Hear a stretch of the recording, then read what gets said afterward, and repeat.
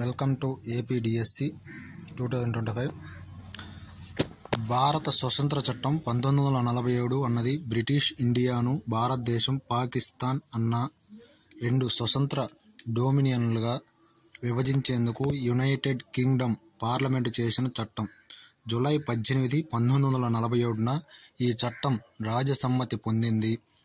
భారత స్వాతంత్ర్యం, పాకిస్తాన్ ఏర్పాటు ఆగస్టు 15వ తేదీన జరిగాయి. అయితే వైస్రాయ్ లార్డ్ మౌంట్ బాటన్ ఆగస్టు 15వ తేదీన అధికార బదిలీ కోసం ఢిల్లీలో ఉండవలసి రావడంతో పాకిస్తాన్ 14 ఆగస్టు 1947న ఆవిర్భావ దినోత్సవాన్ని జరుపుకుంది.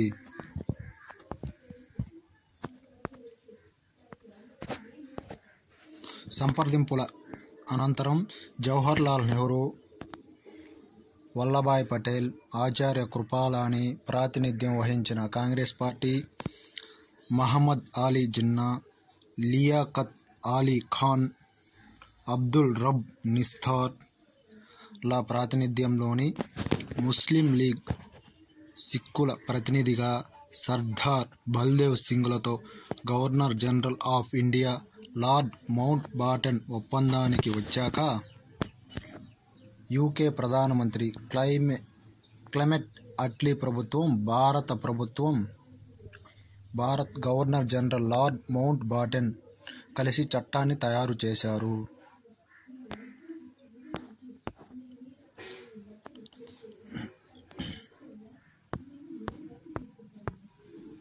అధికార బదిలీ కోసం సంప్రదింపులు చేసేందుకు వచ్చిన కేబినెట్ మిషన్ భారత సమైక్య ప్రతిపాదన మే 16 ప్రతిపాదనకు కాంగ్రెస్, ముస్లిం లీగ్ల ఆమోదం లభించింది. కానీ కేబినెట్ మిషన్ సభ్యుడు క్రిప్స్ ఎవరికి అనుకూలమైన నిర్వచనం వారికి చెప్తూ ఆమోదం పొందడంతో వారు వెళ్ళగానే కాంగ్రెస్ పార్టీ అధ్యక్షుడు జవహర్లాల్ నెహ్రూ ప్రసంగిస్తూ దాన్ని పూర్తిగా తిరస్కరించాడు.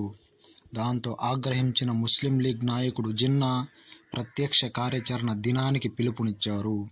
హింసాత్మకమైన ఈ మలుపుతో బ్రిటిష్ ప్రభుత్వాలపై ఒత్తిడి వచ్చింది. ఈ నేపథ్యంలో దేశాన్ని సమైక్యగా ఉంచే మే 16 ప్రతిపాదన పూర్తి బెంగాల్, పూర్తి పంజాబ్లతో పాకిస్తాన్ విభజించి ఏర్పరిచే జూన్ 16వ తేదీన మధ్యగా మరో ప్రణాళికను ముందు సివిల్ సర్వెంట్ వికే మీనన్ను తయారు చేశాడు. దీని ప్రకారం బ్రిటిష్ ఇండియా, భారతదేశం, పాకిస్తాన్లుగా విభజన అవుతుంది. అలాగే బెంగాల్, పంజాబ్ ప్రావిన్స్లు విభజితమై ముస్లింలు ఎక్కువగా ఉన్న ప్రాంతాలు పాకిస్తాన్, హిందువుల సంఖ్యాధిక్యత ఉన్న ప్రాంతాలు భారతదేశానికి లభిస్తాయి. ఇది మౌంట్ బాటన్ ప్రణాళికగా పేరొందింది. దీనికి ముందు కాంగ్రెస్ వారు అంగీకరించారు. అయితే కాంగ్రెస్ నుంచి ప్రతిపాదన విన్నప్పుడు వ్యతిరేకించిన అధికార బదిలీకి సిద్ధమైపోతున్న బ్రిటిష్ ప్రభుత్వం ఈ ప్రతిపాదనను తిరస్కరిస్తే అధికారాన్ని బేషరతుగా కాంగ్రెస్కు బదిలీ చేయగలదని అనుమానించిన జిన్నా మౌంట్ బాటన్ నుంచి వినగానే దీనికి అంగీకరించారు. చట్టం నేపథ్యం. అట్లీ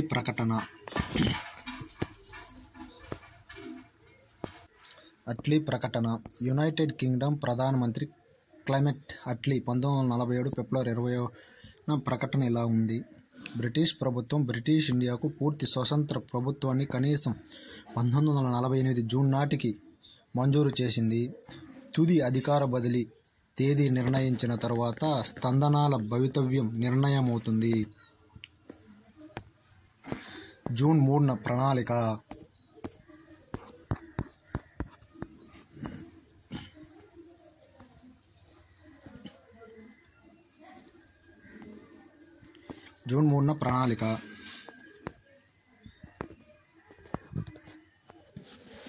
ఇది మౌంట్ బాటన్ ప్రణాళికగా పేరొందింది.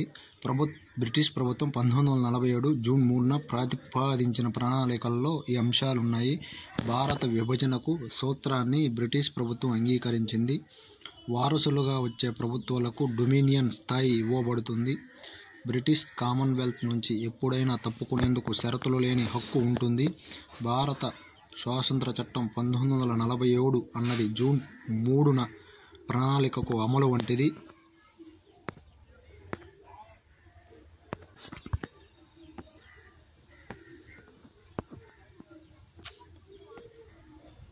చట్టంలోని నిబంధనలు. చట్టంలోని కొన్ని ముఖ్యమైన నిబంధనలు. 1947 ఆగస్టు 15న బ్రిటిష్ ఇండియాను భారతదేశం, పాకిస్తాన్ అనే 2 కొత్త దేశాలుగా విభజించడం, బెంగాల్, పంజాబ్ ప్రావిన్సులు విభజించి 2 కొత్త దేశాలకు పంపకం చేయడం, 2 కొత్త దేశాలలో గవర్నర్ జనరల్ కార్యాలయాన్ని బ్రిటన్ రాచరికపు ప్రతినిధిగా ఏర్పాటు చేయడం, 2 కొత్త దేశాల రాజ్యాంగ సభలకు పూర్తి శాసనాధికారాన్ని ఇవ్వడం, 1947 ఆగస్టు 15న స్పందనలపై బ్రిటిష్ అధికారాన్ని ముగించడం, స్వతంత్రంగా ఉండడానికి కానీ ఏదో ఒక దేశంలో చేరడానికి కానీ వాటికి ఉన్న హక్కును గుర్తించడం. 22 రాజ్ ప్రకటన ద్వారా దీన్ని అమలు. బ్రిటిష్ చక్రవర్తి అనే పేరును వాడడాన్ని రద్దు చేయడం. కింగ్ జార్జ్ 6 రాజు 1948 జూన్ 22న ప్రకటన ద్వారా దీన్ని అమలు చేశాడు. సాయుధ దళాల విభజనతో ఉమ్మడి ఆస్తిని 2 కొత్త దేశాల మధ్య పంపకానికి ఈ చట్టం ఏర్పాటు చేసింది. ముఖ్యాంశాలు.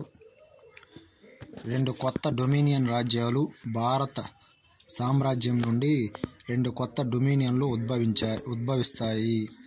భారతదేశం, పాకిస్తాన్. జరిగే తేదీ 1947 ఆగస్టు 15న విభజన తేదీగా ప్రకటించారు. భూభాగాలు. పాకిస్తాన్ తూర్పు బెంగాల్, తూర్పు Punjab, Sindhu, Balochistan chief commissioner province, north west frontier province ఇప్పుడు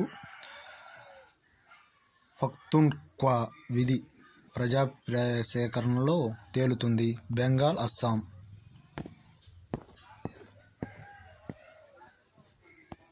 భారత ప్రభుత్వ చట్టం 1935 ప్రకారం ఏర్పాటు చేసిన బెంగాల్ ప్రావిన్స్ ఇకపై ఉనికిలో ఉండదు. దీని స్థానంలో తూర్పు బెంగాల్, పశ్చిమ బెంగాల్ అనే 2 కొత్త ప్రావిన్సులను ఏర్పాటు చేస్తారు. అస్సాం ప్రావిన్స్లోని జిల్లా సిల్హెట్ విధి ప్రజాభిప్రాయ సేకరణలో తేలుతుంది. పంజాబ్. భారత ప్రభుత్వ చట్టం 1935 ప్రకారం ఏర్పడిన ప్రావిన్స్ ఇకపై ఉనికిలో ఉండదు. పంజాబ్, పశ్చిమ పంజాబ్, తూర్పు పంజాబ్ అనే 2 కొత్త ప్రావిన్సులను ఏర్పాటు చేస్తారు. కొత్త ప్రావిన్సుల సరిహద్దులను గవర్నర్ జనరల్ నియమించే సరిహద్దు కమిషన్ అవార్డు ద్వారా నిర్ణీత తేదీకి ముందు కానీ తర్వాత కానీ నిర్ణయించాలి. కొత్త డొమినియన్ల కోసం రాజ్యాంగం. కొత్త రాజ్యాంగాన్ని రూపొందించేలోపు కొత్త రాజ్యాలను, దాని ప్రావిన్సులను భారత ప్రభుత్వం 1935లో లోబడి పాలిస్తారు. కొత్త డొమినియన్ ప్రభుత్వాలకు తాత్కాలిక నిబంధనలు. కొత్త డొమినియన్ల గవర్నర్ జనరల్లు. బ్రిటన్ రాజు కొత్త డొమినియన్లకు ఒక్కో గవర్నర్ జనరల్ను నియమించాలి. కొత్త రాజ్యాల శాసనసభ చట్టానికి లోబడి ఉంటుంది. 2 డొమినియన్లకు గవర్నర్ జనరల్గా ఒకే వ్యక్తి. కొత్త డొమినియన్లో ఏదైనా శాసనసభ చట్టం ద్వారా ఒప్పుకోకపోతే తప్ప అదే ఒకే వ్యక్తి రెండింటికి గవర్నర్ జనరల్ కావచ్చు. గవర్నర్ జనరల్ అధికారాలు. సెక్షన్ 9. ఈ చట్టాన్ని అమల్లోకి తీసుకురావడానికి గవర్నర్ జనరల్కు అధికారం ఇవ్వబడింది. భూభాగాలు, అధికారాలు, విధులు, హక్కులు, ఆస్తులు, బాధ్యతలు మొదలైన వాటిని విభజించడం గవర్నర్ జనరల్ బాధ్యత.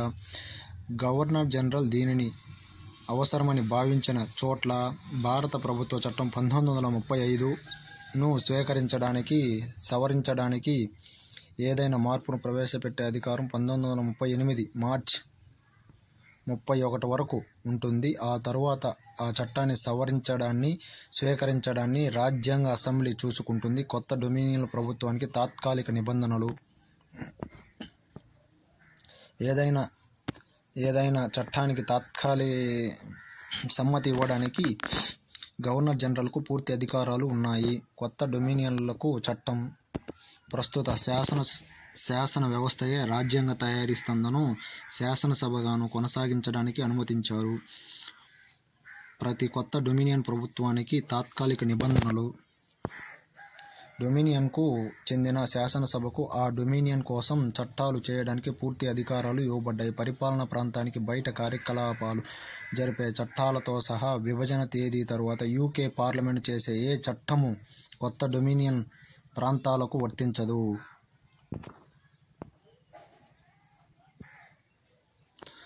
కొత్త డొమినియన్ల శాసనసభలు చేసే ఏ చట్టమైనా లేదా చట్టంలోని ఏ నిబంధనైనా ఇంగ్లాండ్ చట్టానికి విరుద్ధంగా ఉన్నంత మాత్రాన అది చెల్లకుండా పోదు. డొమినియన్ గవర్నర్ జనరల్ శాసనసభ చేసే ఏ చట్టానికైనా హిజ్ మెజెస్టీ పేరు మీద అనుమతి ఇవ్వడానికి పూర్తి అధికారాలు కలిగి ఉంటారు. పాకిస్తాన్ రాజ్యాంగ అసెంబ్లీ కాన్ఫరెన్స్ CAPI కేంద్ర శాసనసభలో 69 మంది సభ్యులు, 10 మంది వలస సభ్యులు, మొత్తం 79.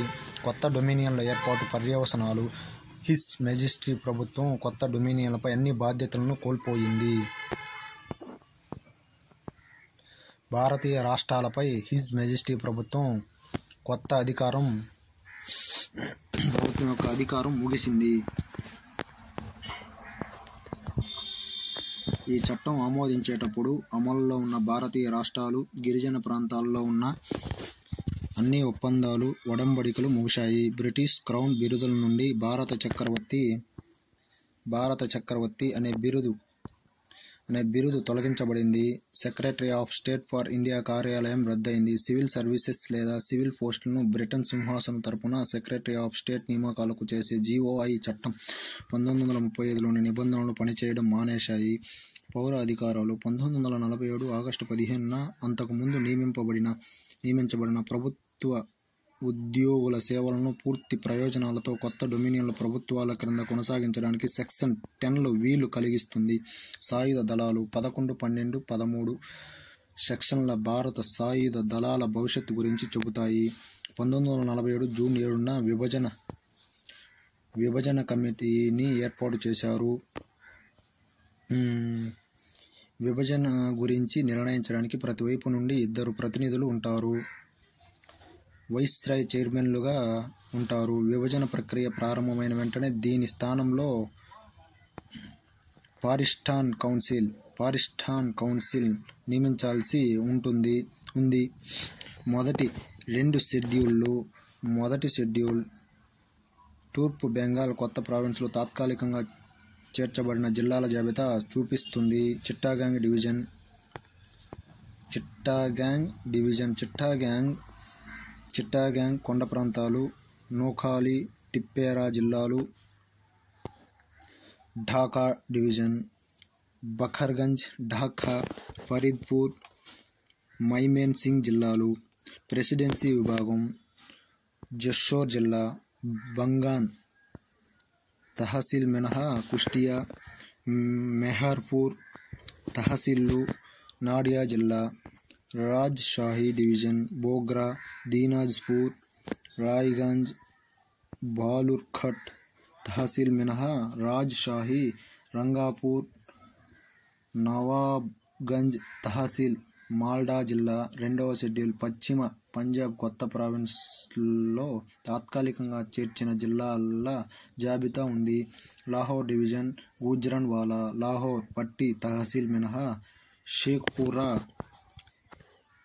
షియోల్, కోట్, షకర్గఢ్ తహసీల్, గుర్దాస్పూర్ జిల్లాలు.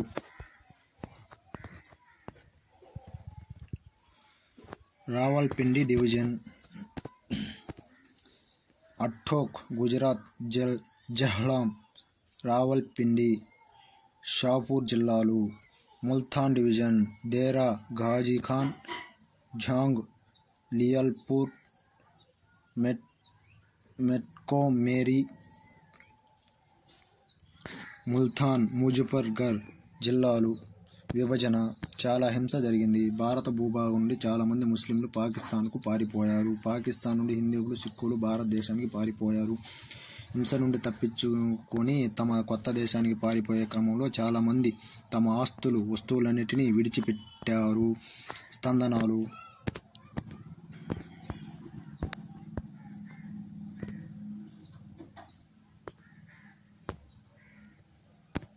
స్పందనలు 1947 జూన్ 4న మౌంట్ బాటెన్ ఒక విలేకరుల సమావేశం నిర్వహించారు. దీనిలో అతను రాచరిక స్పందనల ప్రశ్నను పరిష్కరించాడు. అవి 563 పైగా ఉన్నాయి. బ్రిటన్కు భారతీయ స్పందనలకు మధ్య ఉన్న ఒప్పందం సంబంధాలు ముగిసిపోతాయి. 1947 ఆగస్టు 15న బ్రిటిష్ అధికారం ముగుస్తుంది. కొత్త డొమినియన్లలో ఏదో ఒకదానిలో చేరడానికి లేదా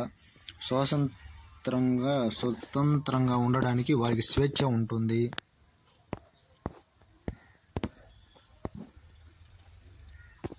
భారతదేశం స్వాతంత్రం. పార్లమెంట్ డెడ్ లింక్ సమయంలో భారత్, పాకిస్తాన్ రాచరిక రాష్ట్రాల ప్రవేశం ద్వారా 2 రాష్ట్రాల భూభాగం గణనీయంగా మారిందని గమనించండి.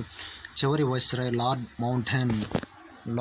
మౌంట్ బాటెన్ భారత గవర్నర్ జనరల్గా కొనసాగాలని భారతీయ నాయకులు కోరారు. జవహర్లాల్ నెహ్రూ భారత ప్రధాని, సర్దార్ వల్లభాయ్ పటేల్ హోంమంత్రి అయ్యారు.